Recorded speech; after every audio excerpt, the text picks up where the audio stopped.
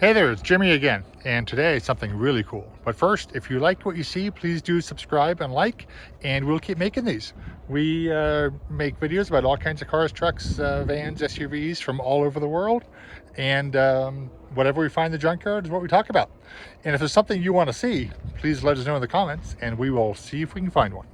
Anyway, this car today is a 1981 Porsche 928. This was Porsche's top-of-the-line model back in the day. They did develop it with the hope of it succeeding the 911. That obviously never happened, but it was close at some point. Porsche was concerned that the US would eliminate rear-engine vehicles from the market and needed something else. So the 928 was envisioned as a grand tourer and a sports car, obviously, and definitely did the job. Although it never took over from the 911. So, but still had an 18-year run and sold a little over 60,000 total. So let's take a look at this. This is an 81. Originally, this was designed in 77 or released or shown in 77, released in 78 for sale in Germany, and then 79 for sale in the US. This is, like I said, an 81, so a third model year in a brown metallic. And this would have had a 4.5 liter V8 engine driving the rear wheels through, if it's an automatic, it's a Mercedes unit with a transaxle at the rear, so under the car, well, under the back of the car, not attached to the engine. So let's take a look at this whole thing, because this is very cool. This was the, I believe, 1978 European Car of the Year, which is a big deal, much bigger deal than Motor Trend's Car of the Year or whatever here in the US. But yeah, this one is definitely seen much better days, not restorable. These early 928s really aren't worth much, or maybe they will be now. Everything's kind of going up in value, but this, once they're far gone, they're too expensive to put right unless they're one of the later, more limited versions. So let's check this out. So you've obviously got the pretty famous shark nose here. This was one of the first, if not the first car with polyurethane bumpers, hiding the bumpers underneath. And oh, as an aside, we're under an active flight path, so we will be seeing some airplanes going by, and that'll drown me out for a second.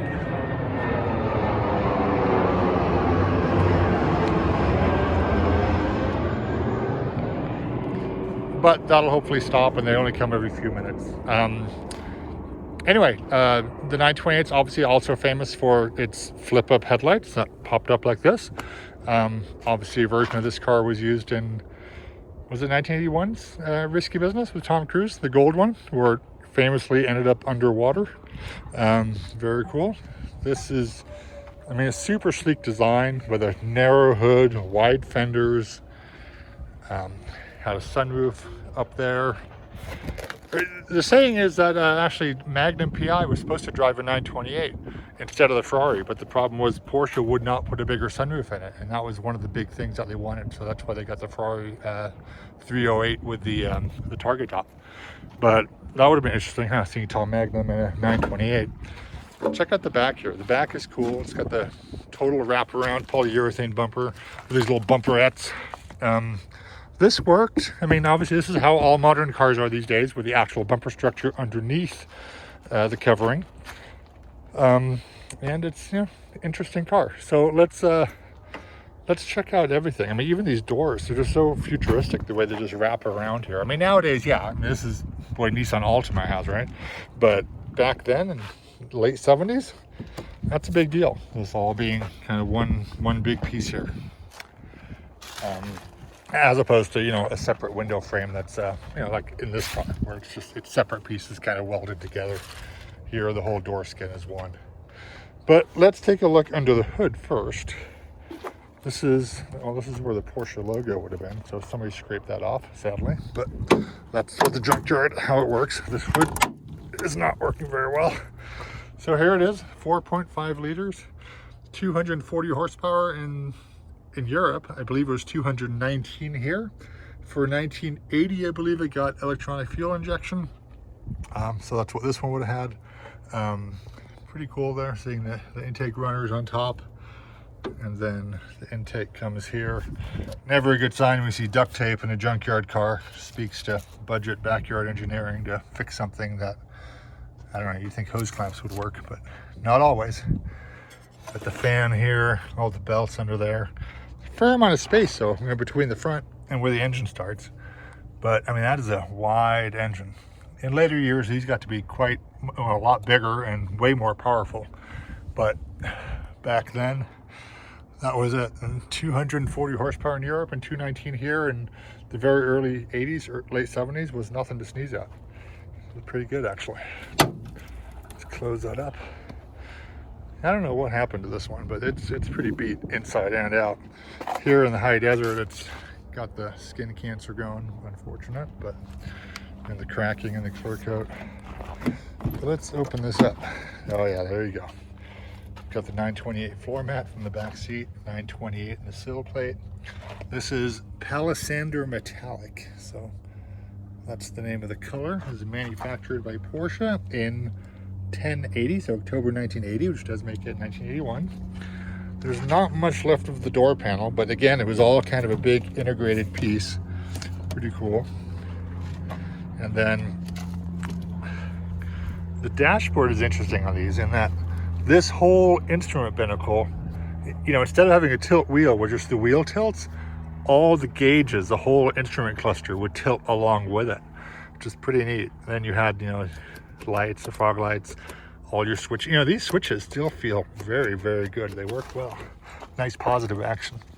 This one had 80, I can't really see it with the sun, 81,894 miles on it when it ended up here. That's a shame. But, oh yeah, there's the automatic. So that's a 3-speed Mercedes unit. Made this a very good Grand Cruiser for the Autobahn or freeway or crossing Montana or whatever have you.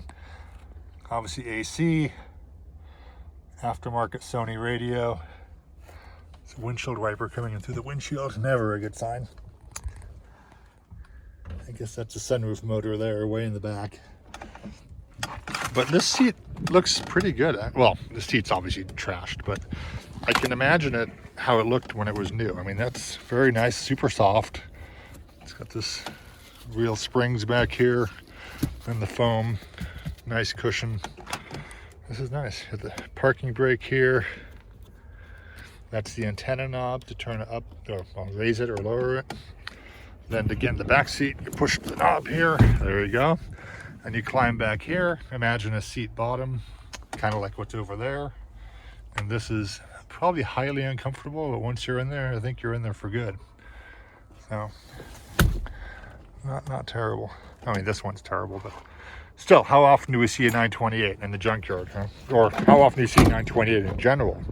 So today, here we are in the junkyard. So let's see, unfortunately the back will not open, but this is cool. The surround has a 928 embossed into it. Then you have this cool double bladed wiper. You can kind of see how the action works. That's neat. Love the Porsche stamped into the back here. Got the bumperette, like I said. Obviously the multi tail light there. Disc brakes all the way around, obviously. And then under here, there's the transmission, the rear transaxle for weight distribution. Independent suspension all the way around. Not bad. Let's take a look at the passenger side here. Pretty much the same as the driver's side. I don't know what this is. That's a vent. Not sure if it's from this car. But stitched leather dash that never holds up in the sun. Glove box, sorry about the reflections there. Sun's awfully bright. Another kind of beat panel there on the inside. But yeah, it's quite a beast. Man, in 1981, you would be quite the man or woman, lady, if you were driving one of these around. Either go to the office, cross the country, go on a road trip, or take it to the track. But anyway, that is it. That's the 1981 Porsche 928. If you liked what you saw, please do subscribe and like, and we'll keep doing these. Thank you. Bye-bye.